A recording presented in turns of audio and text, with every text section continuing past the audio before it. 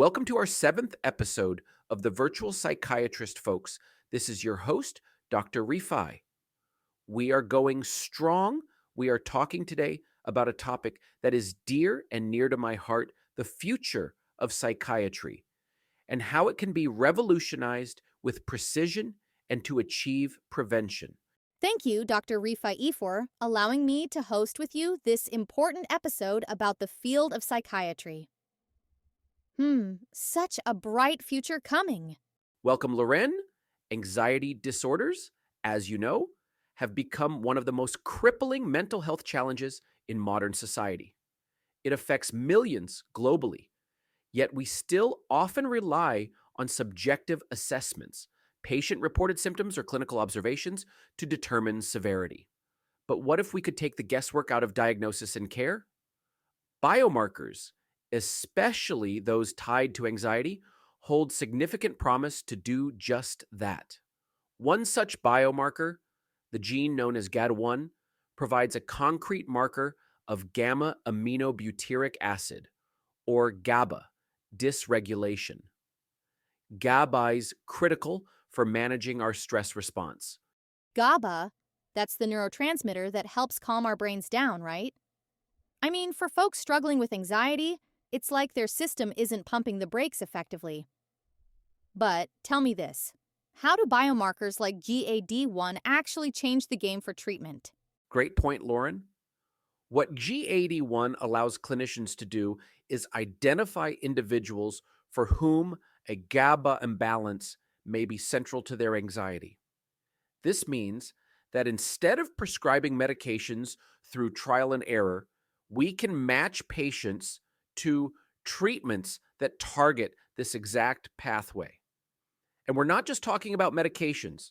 Biomarkers also allow us to monitor therapy responses over time. It's truly a precision medicine approach, akin to what's happening in oncology, where treatment plans are tailored to a patient's molecular profile. That precision sounds like such a game changer. You know, from my side of things, many mental health awareness campaigns focus on breaking stigma and urging people to seek help early. But we rarely talk about the science behind diagnosis. Like, imagine if we could promote something like blood biomarker testing alongside these campaigns. It'd make the call to action so much more real, tangible even. Absolutely. Integrating evidence-based diagnostics into public awareness opens up possibilities for more timely and effective intervention. Moreover, biomarkers like GAD1 are giving us clues about how anxiety shows up differently across genders and other demographic groups. For instance, in recent studies, certain biomarkers were more predictive in women than men, possibly because of differences in stress system reactivity. This means we are on the verge of understanding anxiety in a much more nuanced manner. That's fascinating. I think about how campaigns I've worked on framed anxiety as one broad category everyone relates to. Like, people picture a stressed college student or a busy parent. But with what you're saying, anxiety is more like hundreds of shades of gray, with each case demanding a different solution. It really is. And the trajectory we're on is making those solutions more within reach. Blood biomarker studies, like the ones analyzing GAD1, offer both accuracy and speed in diagnostics. And importantly, they expose anxiety's biological underpinnings, giving it the medical legitimacy it deserves. For too long, anxiety and other mental health disorders were dismissed as just in people's heads. Now, we can literally show patients their biomarkers and say, here's proof of what you're facing. It's like showing them science as validation for what they feel. That's incredible. It makes me wonder what could come next. Like, where does this lead us in terms of tackling mental health overall? The future is truly promising, Loren. By advancing our use of these biomarkers, we're paving the road to early detection, better prevention strategies, and therapies tailored to an individual's unique profile. Well, this wonderful Dr. Rifai, but we have more urgent problems in mental health, the epidemic of suicide and the need for suicide prevention. And by the way, folks, there's this 988 number, just a public service announcement for those listening. Help is always available.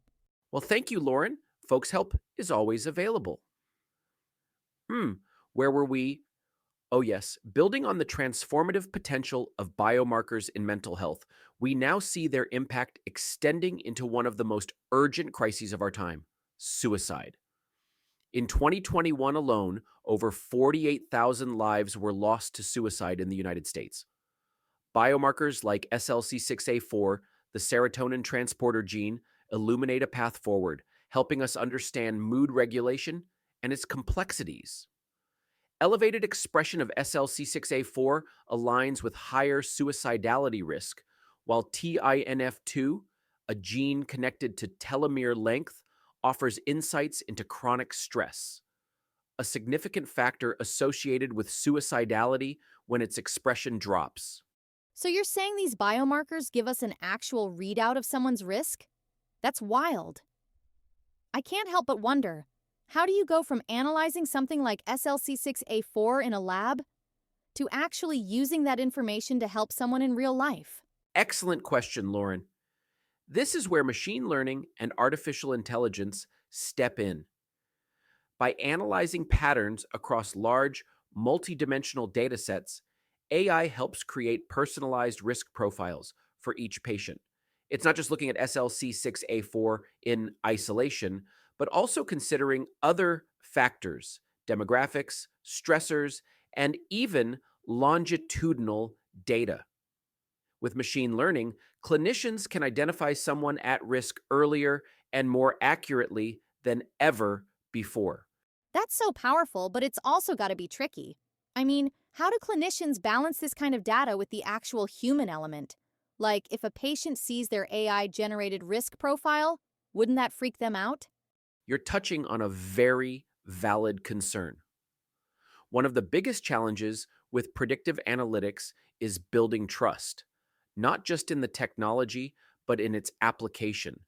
Patients need to know these tools exist to help, not judge or label them. It's up to clinicians to present this information thoughtfully, pairing data with compassionate care. And that compassionate care can't just disappear because we have shiny new tech, right? Exactly. Predictive tools offer incredible precision, but patients' lived experiences and emotions must remain central to every conversation. For example, if TINF2 or SLC6A4 signals a risk, it shouldn't lead clinicians to say, "Here's your outcome." Instead, we say, "Here's a tool to understand and change that outcome." Wow, that reframing is so critical, but I bet using AI for suicidality prediction stirs up even bigger ethical debates, like privacy concerns, or how bias sneaks into these algorithms. Precisely. Some data-driven tools can inadvertently reinforce systemic biases if they're not built or tested responsibly. And then there's the issue of consent. Patients need the option of opting into or out of these predictive systems. Clinicians, researchers, and policymakers must work together to safeguard ethics while optimizing these breakthrough tools. Honestly, it feels like the stakes couldn't be higher. If these tools are deployed wrong, you could add to the stigma, or worse, mismanage a crisis. But when done right, this could literally save lives. It's both inspiring and daunting. It certainly is a balancing act, Loren. But with the right conversations, like the one we're having now, we move closer to bridging that gap between innovation and empathy. And the momentum doesn't stop here.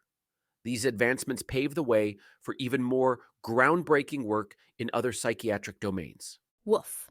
The burden of these psychiatric disorders is so extensive on the society, and their impact is real and measurable. But how about old folks and their problems? Well, Loren, as we continue exploring breakthroughs in psychiatry, shifting our focus to memory disorders like Alzheimer's, reveals yet another frontier of complexity and urgency. Emerging genomic research is illuminating pathways forward. For instance, take biomarkers such as RAB7A, which influences neuroinflammation and cellular transport processes, both critical to Alzheimer's progression. Then there's APOE, the gene most strongly linked to Alzheimer's, with its E4 variant significantly elevating risk. These discoveries echo the transformative potential we've discussed, offering hope for understanding and intervention. APOE, that's a name I've heard come up before in Alzheimer's studies. Isn't it the one scientists often call a genetic risk factor? But I'm curious, how do discoveries like RAB7A really impact what's being done in treatment or prevention? You're spot on, Loren. APOE is a well-known risk factor, but RAB7A is helping deepen our understanding at a cellular level. The exciting part is how these genomic insights are translating into real action. Advances in bioinformatics are allowing us to repurpose existing drugs. Take lithium, for instance. Though traditionally used for mood stabilization, its neuroprotective properties are now being evaluated for Alzheimer's. Similarly, omega-3 fatty acids are being explored for their anti-inflammatory effects. This isn't just groundbreaking, it's practice-changing. Drug repurposing. There's something very poetic about taking what we already have, like lithium, and using it to combat entirely different problems. But tell me, how does technology come into this? Is it just about analyzing genomes? Or are there tools that help us check in on patients day to day? An excellent question. Technology is growing into a powerful ally. Wearable devices and mobile applications are now enabling continuous monitoring of cognitive health. For example, tools that measure sleep quality, physical activity, and even subtle changes in language or memory can provide early warnings of cognitive decline. Pairing this real-time data with biomarker profiles creates a synergistic human-tech approach. It's a way to integrate prevention and care seamlessly. Wow, so it's like we're mapping the person's biology and daily routines together to get the full picture. But I imagine some people might feel uneasy about relying so much on wearables. Or apps. What's being done to make sure this tech is helpful and not, invasive? That's a critical point, Loren. Ensuring patient consent and safeguarding privacy are paramount.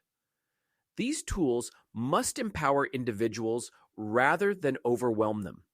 For instance, a wearable could simply nudge someone to visit their physician if concerning patterns emerge. It's about creating a seamless partnership between person, technology, and their care team. When we strike that balance, the benefits far outweigh the risks. I love the way you put that. A partnership. It takes the pressure off patients to understand the science behind biomarkers while still giving them tools to stay proactive. Okay, last question. What's the dream? Like, if all of these advancements came together perfectly, what's the big picture? The dream is a future where we can detect memory disorders like Alzheimer's before symptoms even surface. A future where early intervention means fewer cases progress to debilitating stages. And, most importantly, a future where genomics, technology, and compassionate care converge to improve not just the length, but the quality of people's lives. Well, Dr. Rifai, you are a trendsetter, but how do all these new developments, but what do you see the future of psychiatry being? Building on the vision we've just discussed, a future shaped by early detection and integrated care, the reality is that reaching this future poses its own set of challenges. As William Gibson famously said, the future's already here, is just not evenly distributed. This reminds us that the tools and ideas we've explored hold immense promise, but turning them into widespread solutions demands effort, adaptation, and collaboration in the field of psychiatry. Yeah, and what stood out to me, whether we were talking about biomarkers for anxiety and suicidality, or genomic studies on memory disorders, is that psychiatry isn't just playing catch up anymore. It's actually leading the charge in blending the best of data driven science with human centered care. That's a huge deal, right? Absolutely. We're moving away from reliance on subjective impressions toward a model that is both participatory and anticipatory. By integrating tools like machine learning, wearable technologies, and biomarkers, we're giving psychiatry a precision it has long needed. And this precision isn't just academic, it's translating into real results. Earlier detection, prevention, and therapies customized to each individual. And what strikes me about all this innovation is that it's underpinned by hope. Like, think about the shift. We're not just treating symptoms anymore, we're actually getting to the roots of these conditions. Giving people proof of what's happening in their minds and bodies bridges the gap between science and validation, don't you think? Exactly, Loren. This is why the work we're doing is more than just science. It's about instilling trust and empowering patients. They're not passive recipients of care anymore. With access to personalized tools and data, they're partners in their own health journey. And we, as clinicians, are evolving alongside them, becoming better equipped to meet complexity with compassion. You know, this conversation makes me feel so inspired, not just as someone who hosts these discussions, but as someone who cares about the future of mental health care. It's exciting to see how we're closing the gap between knowing and doing. So, Dr. Rifai, if you had to leave our listeners with one takeaway, what would it be? The key takeaway is this: we are on the cusp of a brighter, more inclusive future in psychiatry, one where mental health issues are understood not as abstract or stigmatized experiences, but as treatable, measurable, and deeply human challenges. Precision psychiatry, with its biomarkers, genomic insights, and advanced technologies, will not just treat conditions, but transform lives. This is the road ahead, and it's one we must travel together. That's so well said, Dr. Rifai. And on that note, thank you to all of our listeners for joining us on this journey today. I'm Loren Tapster. And I'm Dr. Muhamad Aly Rifai. Thank you for having these conversations with us. The future of psychiatry is bright, and we're glad you're part of it.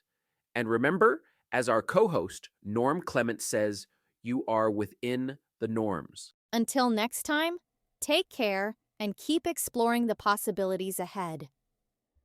Goodbye, everyone.